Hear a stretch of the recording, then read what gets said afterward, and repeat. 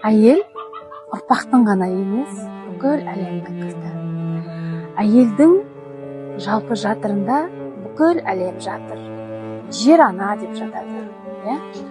Жер бәрін көтере алады. Біз жердің үстінде жүре аламыз. Жердің жанынан суда жүріп жатыр. Жердің үстінде тау да тұр, жердің үстінде тастар тұр, үйлер тұр. Сол секілді біздің жатырымызда да қанша баланы, қанша құрсақ көтеріп, қанша қызды, ұлды дүниеге алып келеміз. Оларды өсіреміз, оларды баптаймыз. Біздің кіндігімізден жаратылған нұр біздің баламызбен үнемі байланыста тұрады. Ананың жатыры таза болған кезде, ананың жатыры өзіндік бір жылулық болған кезде, оның баласының бойында да жылулық болады.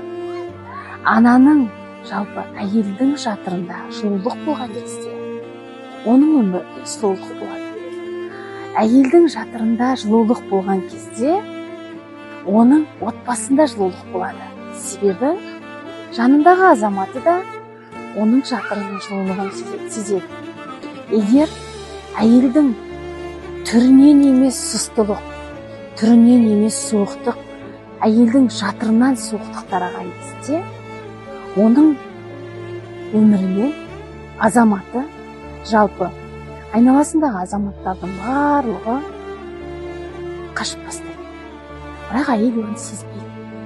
Сондықтан да әйел қауымы ешқашанда сыртқы бетіңді жылтырата бергенмен жатырыңдағы жылулық суып қалмады ма? Соған бір сәт ойланшы деуім келеді. Жатырдың жылулығы ол сенің әлеміңнің, ішкі жан дүниеңнің, жалпы өміріңнің жылулығы. Сондықтан да жатырларыңыз үнемі жылулықта болсын.